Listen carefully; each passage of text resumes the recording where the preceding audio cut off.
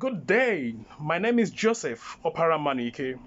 I studied music at master level, Master of Music in Opera at Royal Conservatory of Scotland. I also did postgraduate diploma in performance. I also hold a certificate of licentiate of Royal Schools of Music and Singing and diploma of ABRSM in vocal teaching. My first degree is also chemical engineering. Currently, I am the head of Opera de Opera in Muson Center, which is Muson Musical Society of Nigeria, and I teach at the Muson School of Music, Muson Diploma School of Music. I teach singing and I handle the opera in Muson Diploma School of Music. I am also the founder of Comic Opera House in Nigeria, the first opera company in Lagos. And today I'm going to introduce you a few things in our in this particular series where we're talking about how to pass your exams. But before we move on, please, down there, click on subscribe. Subscribe to my YouTube channel. Subscribe to this YouTube channel, and you will be receiving more of these videos free of charge. More of these videos for yourself, for your students, for whoever. Please click on subscribe now before we move on. Thank you. Let's go on now. I'm going to treat a topic today, what a lot of people have talked about and asked: how do I prepare for graded exams, especially singing? What are the things am I supposed to look at, and what are the stuff I'm not supposed to do? How do I select my PCs? What are the things that are involved in the exams and all those things? What grade do you think I should take? Now, I'm making the short video to talk about this briefly, but this particular series, this particular video I'm making now is going to be for a brief introduction about the steps, or a brief introduction on the steps you're going to take while you're preparing for graded exam, especially ABRSM graded exams in singing. So we start now. The first step you're going to look at is step A, is you have to acquire the syllabus and read through the syllabus. It is very important, very important to know the syllables in and out. What ABRSM, and ABRSM, which is Associated Board of Royal Schools of Music, what they have said in the syllabus, what you are expected to prepare, what you are expected to work on, what are the pieces you're going to sing, what are other things that goes with the exam, their marking schemes, their marking criteria, things they are looking at for, other things, several things in it. So you have to read, you have to acquire the syllabus, read through it, and understand what you're going to do. Then step B, determine your current level in singing. Somebody will say, how do I determine that? But this is a very important one, because I've seen people who feel that, oh, I've been singing this and that, so I have to go straight to grade 8. Sometimes it might work for you, depending on what you've been doing before. But it's very important for you to be truthful to yourself.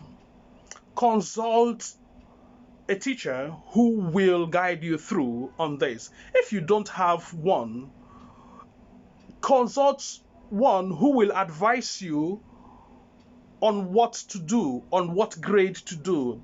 When I say if you don't have one, is when you don't have a teacher, you just have to get somebody to consult with. Somebody who that will give you an information that is more like first class information on that. But if you can't get that, why don't you send an email to the ABRSM exam, ABRSM, send them email and find out what they will advise you. But my advice is that get somebody who is a voice teacher and who is a certified voice teacher, and a voice teacher who has been training people in this, and who also has what do you call it? He also has some product to show that he's been training. People have been passing exams through him and all those. So it is important you determine your level. Step C, when you have determined your level, please go back to the syllabus and read through the syllabus again to have more idea on what to expect at that particular grade in which the teacher or somebody has advised you to do. And you just need to understand what are the things that you are expected to do, what are the pieces you're expected to sing, what are the how many languages you're expected to sing. Their translations, you're not supposed to have a music that has a different translation. Are you supposed to sing the original language a music is written in? You just need to confirm this from your from the syllabus. So the next step is step D. Take some training from a good teacher to acquire good techniques at the grade you are taking on the exams. They are not there to look out for technique in your singing, but the techniques helps you to maneuver a lot of things. And it is not only the technique that is going to be taught to you, stylization of the music, how to interpret the music, what are the things that you're supposed to look out for in the music. The diction, the teacher will help you on the diction. There are a whole lot of things on what the teacher will help you to do. It's important to have a teacher. Don't always depend on what you just read from a textbook or listen to the online. Get a teacher who is more like a third ear for you. Step E, select your pieces. If you have a teacher, select your pieces with your teacher. Don't be so ambitious. You are not going to be assessed based on how difficult your pieces are. As a matter of fact, the more difficult your pieces are, the more you will lose marks. The reason being that during the exam, before your exam, you are thinking about, oh, this piece is difficult, and it might mar your performance. It might distract you. It might not allow you to have this relaxed mood that you need to have before you step in for your exam. Think about what you can do. A whole lot of music are listed in the list. Depending on the grade you're going to go in for. They have some from list A to E. It depends on what grade. So it's important you don't be ambitious. Pick pieces that you can sing and interpret them, express them well, and nobody will have any issue with that, because those pieces are on the graded exams. Then step F, learn your music by starting with researches. You have to research on the music you're about to learn. Do not jump into learning the music without knowing what the music is all about, without knowing where the music is from, without knowing some historical background about that music, without knowing who wrote the texts, what is it meant for, there are several things you have to research about the music. Do not jump into learning the music when you just see the music. There are a whole lot of things you have to do. If it is a foreign language, remember you have to think about the IPA, International Phonetics Alphabet. So this will guide you if you're able to get the IPA for anyone that is a foreign language for you, whether Italian, German, French, Russian, whichever one. Try to get, when you get the IPA, use the IPA to know how the vowels are pronounced, how some consonants or some consonant clusters are pronounced, so many things about that on the IPA. Please, it's very important. Do your researches, and these are all most of the things that are involved in researches. Step G. Remember that exams are not just all about singing songs. The singing exams are not all about singing songs.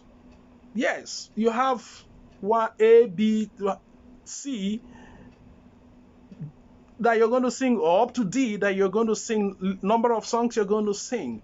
Then, but you have other stuff like oral. You may be asked to make scales depending on the level you are. You have to sight sing. There are quite a lot of other things that you're going to be asked in the exam. So if you have a teacher and the teacher knows what to do, then you are in a good hand. You are ready for this. You're ready to prepare for this exam. He will put you through in this oral. He'll put you through if there are questions that they can ask you based on what you have sung. The examiner might play some things and ask you to talk about what style do you think in the oral. There are several things, but we are going to deal with all these things in a separate video. All these items, all these steps, it's going to be treated properly in a separate video from this one. So we move to step H. Prepare well on every aspect of the exams. They are all important. You can't fail one and expect yourself to start having a distinction. You can't just sing beautifully well, and when they get to know about your musicianship with the orals and all stuff and side swinging, and you can't do any of those things, you are definitely going to fail. It is important you prepare all aspects of the graded exams you're doing, whichever grade they are. What is expected of you are all in the syllabus. Step I. Get a reliable accompanist. When I say reliable, both in character and music. It's very important. You have to work with somebody who you connect with. You have to work with somebody who can play your pieces very well. You have to work with somebody who, when you call the person, when you fix your rehearsal with the person will turn out at the right time. You have to work with somebody that is ready to help you go through this journey. Not somebody that doesn't have time, not somebody that doesn't have the musicality to carry on to play what you're supposed to do. And learn to give the music on time. Let them prepare the music. Let them practice, not to come when you're playing and they start practicing. Another important thing on this step is very, very important is you have to have a schedule for you and your accompanist.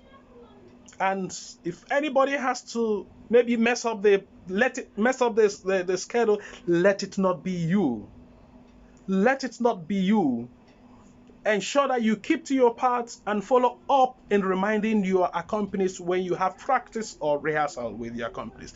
Then step J, have plan B on getting a second accompanist on standby. Make out time to rehearse with this second accompanist once in a while. You see, the reason why you have to do this is not just because the first accompanist is not reliable or it's not good. Anything can happen on the day of your exams. Anything can happen a day before your exams. Anything can happen at any time. So it's important to have a plan B. Maybe the first companies might have some challenges, whatever challenges it is. It could be family, it could be anything, it could be accident, it could be anything. Then you have a second person that can step in and and accompany you on your exam. So step K, if you have a good teacher, it is very good for you. But if you don't, look for one. Pay for singing lessons to achieve what you want to achieve.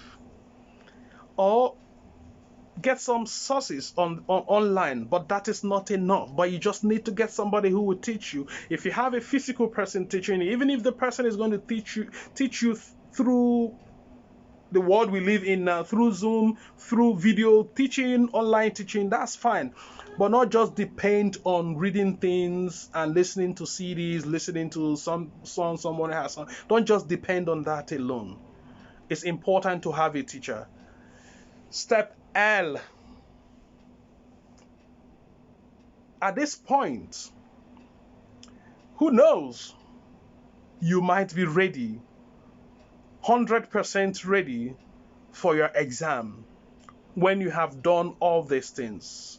Then the last step, step M, remember that you have to have fun with your exams. Thank you so much, but I'm going to beg you for one thing. Down there, click on the subscribe button.